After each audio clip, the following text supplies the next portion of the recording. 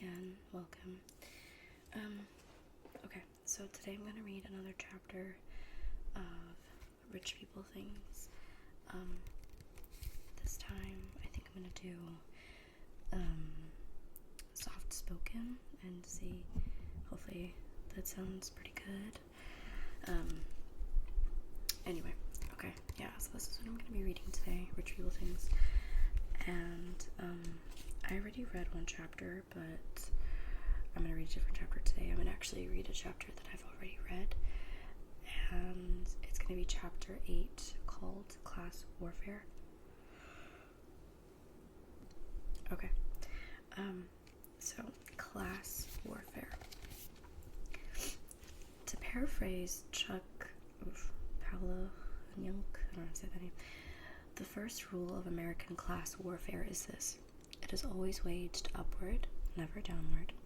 That's because it's an all-purpose rhetorical cudgel favored among conservatives anytime public debate threatens to oscillate outside the approved range of questions such as tax cuts, super awesome, or merely awesome. This reflex has become so firmly fixed in public discourse that it dictates much of our news coverage of revenue questions. To take just one entirely representative example, in 2009, the Los Angeles Times headlined a dispatch on the debate over redressing the federal deficit with the words, "Obama's budget, taxing for fairness or class warfare?" Even though the class hypothetically coming in for a marginal tax increase was earning an annual income of $250,000.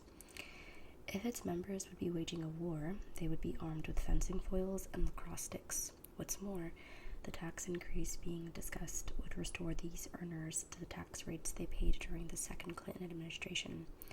That time, you vividly recall, when the sans-culottes, which I had to look that up when I first read the chapter. Sans-culottes is,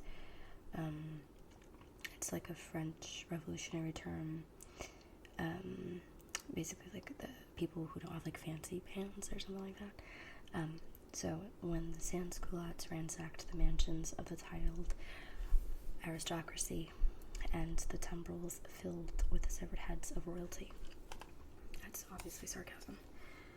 Oddly enough, one doesn't hear anywhere near the same rhetorical firepower trained on the other main term in the Times taxing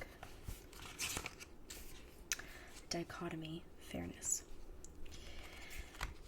That beleaguered notion not only fails to galvanize headline writers and Heritage Fund seminars, but also is a nearly taboo term in reckoning American life outcomes. After a punishing generation's worth of rabid anti-government rhetoric on the right, economic liberals rarely stir out of the defensive crouch of third-way New Democrat policymaking, whereby sober technocrats administer tax cuts that are targeted as opposed to sweeping, traffic in incentives rather than redistribution, and promote intellectual capital rather than labor organizing. I kind of want to reread that because I feel like I kind of butchered the way it sounds. So basically what they're trying to say is like New Democrat policymaking is they I guess like phrase things in a different way. So basically instead of just saying sweeping tax cuts, they say targeted tax cuts. Instead of incentives, they say instead of redistribution, they say incentives. And instead of saying labor organizing, they say intellectual capital. Okay, so when Americans talk about taxation being fair, let alone brokering wider access to other public goods such as housing, quality education, universal health care, and income support, it's hard to see what they could be getting at in terms of an actual agenda. Industrial policy, Pell Grants, enterprise zones, query any lawmaker, Democrat or Republican, it matters little. On such discredited Great Society or New Deal notions, you'll only get blank stares of incomprehension, and if you're lucky, a soundbite echoing some variation of "the era of big government is over." It's a bit disorienting then to hear no less a capitalist savant than multi-billionaire investor Warren Buffett complain to no less a free market propagandist than former Nixon White House speechwriter Ben Stein that in the simple process of filing his annual tax return in compliance with the tax code without benefit of a nimble-fingered accountant or tax advisor, he winds up paying much less of his earnings in proportional terms than any of the workers he employs. How can this be fair? How can this be right? Buffett wonders. When Stein offers the standard conservative objection that introducing such ideas into discussions of stabilizing the federal budget amounts to class warfare, Buffett blurts out in reply, "There's class warfare, all right. Class warfare, all right. But it's my class, the rich class, that's making war, and we're winning." But this, of course, is not how the American game of class warfare is played. A financial titan never volunteers that he's ever anything less than a put-upon and munificent creator of vast swaths of job-creating entrepreneurship. Suggesting that the tax code has been rigged in favor of his entire overcompensated class is a bit like filling in herpes sufferer on the occupational section of one's Match.com application. Nope, the specter of open class revolt has to come from the unruly peasant orders, though, as is the case with the nation's kindred romance with bogus populism, somehow the actually extant members of this threatening rabble never really materialized for public view. It would be tremendously helpful if some publication would follow the lead of the Fortune 500 list or Forbes magazine's annual roster of emulation-worthy billionaires and come forth with a glossy yearbook featuring all the likeliest fomenters of nationwide bottom-up class revolt, an attention-starved John Edwards, say, or maybe the cast of Jersey Shore. That kind of shows you how old this book is. But that's the other odd thing about the class war canard. It references a conflict without any conceivable mobilized army. That's because giving names and faces to the ill-defined, lower-born proles lusting after the expropriators dosh would negate the great sport of crying class warfare in the theaters of moneyed privilege, the rare opportunity for plutocrats to put themselves forward in the role of history's victims. It's perhaps no coincidence that the class warfare slogan first gained wider currency during the 1992 election, shortly after the collapse of the Soviet bloc, the precise moment, in other words, when the waning prospect of actual class warfare was banished from the historical age. Who would blame the leading lights of our pecuniary elite for feeling a certain guilty nostalgia for their mortal enemies on the commie side of the historical dialectic? Much like a church-going kid letting his imagination run wild at a forbidden burlesque performance, they probably let their gaze fall backward on the hulking gray legacies of the failed socialist order, the pinched worker salaries, the brutalist government housing, the humiliating courtship of the nomenclatura. I remember when I first read this chapter, I looked that up. The nomenclatura were like basically the people who had like really they were like the officials of like the USSR, like they had like administrative roles and stuff like that. Okay, sorry. No. The humiliating courtship of the nomenclatura, and wonder to themselves, what must it have been like? And then virtually in the next breath, they say, what if the lumpen masses were coming from me? What if I were Winston Smith? It's not as preposterous an imaginary exercise as it may sound. Back in 1983, at the height of Reagan-era Cold War, saber-rattling Norman Podhoretz published a Harper's essay plumbing that irresistible neocon fantasy.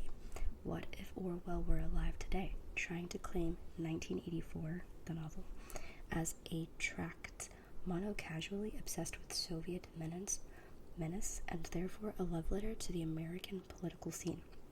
And then in parentheses, the author says, George Orwell himself, for what it's worth, was far less admiring of his Yank cousins than Podhoretz might have liked, deriding American materialism as fully as he denounced Russian authoritarianism, and reserving special contempt for the Mandarin class of American elite journalists with their glittering uniforms and stupendous salaries. He abjured an interview request from Time magazine after the novel's publication on grounds of the shame-making publicity the News Weekly provided for the Republican right wing. Really quickly, abjured. I had to look that word up when I first read this chapter because I was like, what the fuck does that mean? Abjured means renounced, so he renounced the interview. Okay. Viewed from this labored vantage, the class war fantasies of today's economic right lend considerable elegance and plausibility to the older versions of the same persecuted millionaire tropes that used to provoke hearty guffaws from a more confident liberal intellectual scene. Here, for instance, was New Yorker press critic A.J. Liebling in the middle of the last century, marveling at the way newspaper publishers would ease their own editorial pages as outlets for their own poor-mouth works of self-portraiture. And then an excerpt. It says, who, noting the press's reaction to a given situation, can fall to be cheered by how nearly it matches up with how the press reacted with a similar situation last occurred. That sentence makes no fucking sense to me. Thus,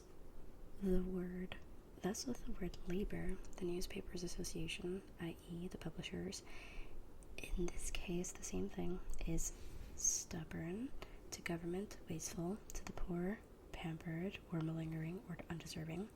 The taxpayer is overburdened, but it occurs to me as I write this that he is always represented as a small, shabby man in underclothes and a barrel, the kind of man who, if he had a wife, 2 children, and no imagination, might be caught for an income tax of about $8, and never as an unmistakably rich man, like, say, the proprietor of a large newspaper. The man in the barrel is always warns that a frivolous project like medical care for his aged parents is likely to double his already crushing tax burden.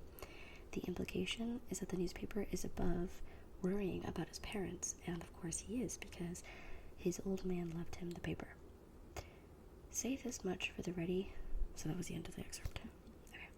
Say this much for the ready resort to the jumpy siren call of class warfare among the members of our latter-day overclass.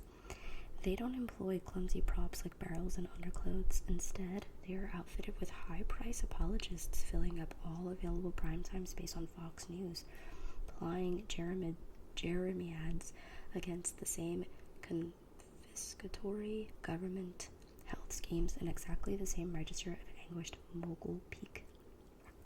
True, it costs a lot more to keep a Sean Hannity in wardrobe and haircuts than it does to commission an editorial cartoon on the investor class's economic woes. But when one's vision of economic conflict is so resolutely cartoonish to begin with, why quibble over the delivery system? Anything's better than pondering the